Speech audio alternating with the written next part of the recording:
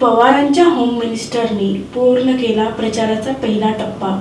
पतीच्या खांद्यात खांदा लावून प्रिया पवार मैदानात.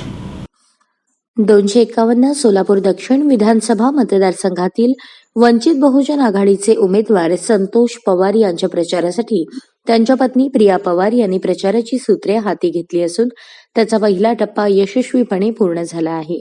प्रिया पवार यांनी घोडातांडा, कुलकर्णी तांडा, हत्तूर, चंद्रहाळ, वडकबाळ, भनमुरकी, बिरनाळ, राजूर, औराद, सांजवाड आदी गावांमध्ये महिला संवाद दौरा आयोजित केला.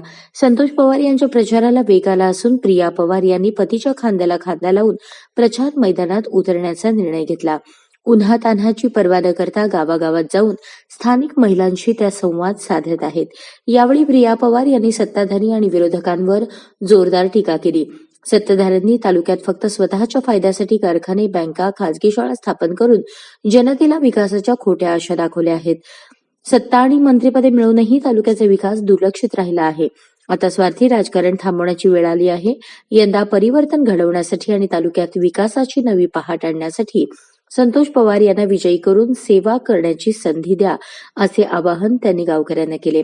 या दौऱ्यात वंचित बहुजन आघाडीचे तसेच मार्क फाउंडेशनचे पदाधिकारी, कार्यकर्ते आणि स्थानिक महिला भगिनी मोठ्या संख्येने सहभागी झाले होते. अशाच नवनवीन अपडेटसाठी जनता राज्य न्यूज चॅनलला सबस्क्राईब करा, लाईक करा आणि शेअर करायला विसरू नका.